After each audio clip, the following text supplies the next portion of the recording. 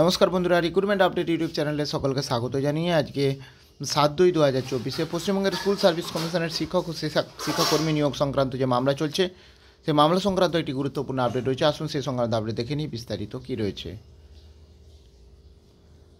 কীভাবে OMR sheet বেড়েছে, মানে ওএমআর সিটের নম্বর বেড়েছে হলফনামায় জানিয়ে দিল কেন্দ্রীয় তদন্তকারী সংস্থা সিবিআই। সোমবার নিয়োগ দুর্নীতি মামলার বিচারপতির ডিভিশন বেঞ্চ সিবিআই হলফনামা জমা দেন কেন্দ্রীয় ডেপুটি সলিসিটর জেনারেল। সেখানে বিস্তারিত ব্যাখ্যা দেওয়া হয়েছে এবং স্কুল সার্ভিস কমিশনের নিয়োগ দুর্নীতি কাণ্ডে নিয়োগ দুর্নীতিতে গাজিয়াবাদ থেকে উদ্ধার হওয়া হার্ড ডিস্ক তথ্য যে অবিকৃত ও আসল তা হলফনামা দিয়ে দাবি করেছে সিবিআই। হার্ড ডিস্কে কী তথ্য আছে, সেই তথ্য যে আসল তা কীভাবে বোঝা গিয়েছে তার বিস্তর ব্যাখ্যা হলফনামায় দেওয়া হয়েছে। কীভাবে উত্তরপত্র স্ক্যান করার পরে সেই তথ্য বিকৃত করে বিশেষ কিছু পরীক্ষার্থীর নম্বর বাড়ানো হয়েছে তারও ব্যাখ্যা দেওয়া হয়েছে সেখানে।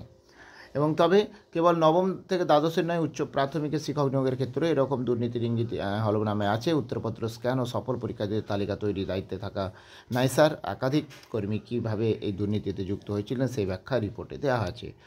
সোমবার বঞ্চিত চাকরিপ্রার্থীদের একাংশের আইনজীবী একটি অতিরিক্ত হলফনামা জমা দিয়েছেন। তাতে দাবি করা হয়েছে যে 2018 সালে এসএসসির কয়েকজন চাকরিপ্রার্থী উত্তরপত্রের প্রতিলিপি দিয়েছিল, যা থেকে তারা দাবি যে এসএসসির কাছেও যে উত্তরপত্র তথ্য ছিল তা প্রমাণ হয়।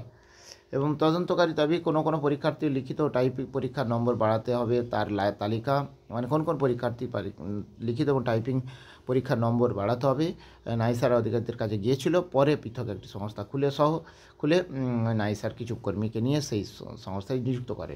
অভিযুক্ত নাইসার সার্ভার থেকে তারা যাবতীয় তথ্য হাতিয়ে নিয়েছিলেন এবং পরীক্ষার্থীরা কমিশনের কাছে আরটিআই করলে সেই সব তথ্য সরবরাহ করতেন বলে খবর।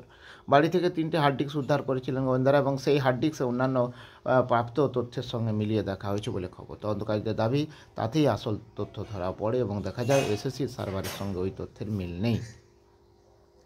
তো যাই হোক, মোটামুটি কেন্দ্রীয় সংস্থা সিবিআই রিপোর্ট জমা করেছে। এবারে দেখা যাক পরবর্তী শুনানিতে কী আপডেট আসে। আরও আপডেট পেলে অবশ্যই শেয়ার করবো, সঙ্গে থাকবেন এবং চ্যানেলটা সাবস্ক্রাইব করে নেবেন। ধন্যবাদ।